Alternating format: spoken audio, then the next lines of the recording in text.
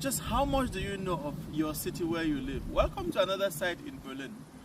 We are in the Sowjetische Ehrenmal, which is a war memorial, one of the 3 war memorials that commemorate soldiers of the Red Army, the Russian army to say, who fell during the Battle of Berlin. This site particularly is designed to commemorate 7,000 of the 80,000 soldiers of the Red Army who fell during the Battle of Berlin towards the last days of the Second World War.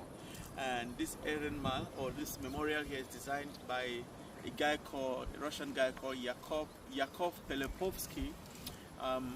It's very interesting to note this existence of all these war memorials and this areas that pay tribute to soldiers. And for me personally, I also think that maybe that's one of the reasons why military violence and and wars don't end around the world, right? Because we find ways to glorify and to commemorate soldiers like this. I just think that if we tear down some of these memorials that commemorate soldiers, maybe we'll have a less violent world. Like, why do we need such a big space to glorify soldiers of the Second World War?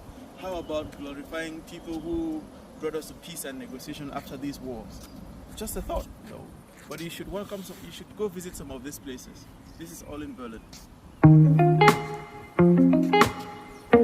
Of course, in very, very typical Soviet style, you can see the idea of course, of a soldier in 1945, right? A soldier holding a baby to portray the idea of course, we rescued, right? Because the stomping of the Soviet Union, the Red Soldiers in Berlin, were, of course, to deliver. The idea was to deliver Berliners, or to deliver the world from Nazi occupation and from Hitlerism and death. So, and of course, you can see this whole portrayal of the savior and everything.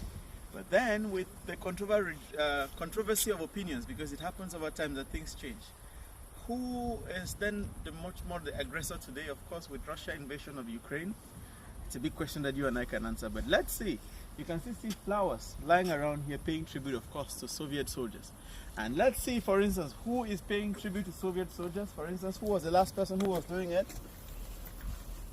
The embassy of the embassy of the Republic of Belarus, for instance, Belarusia, as you know, is one of the famous authoritarian regimes of Europe, which is quite pro-Russian.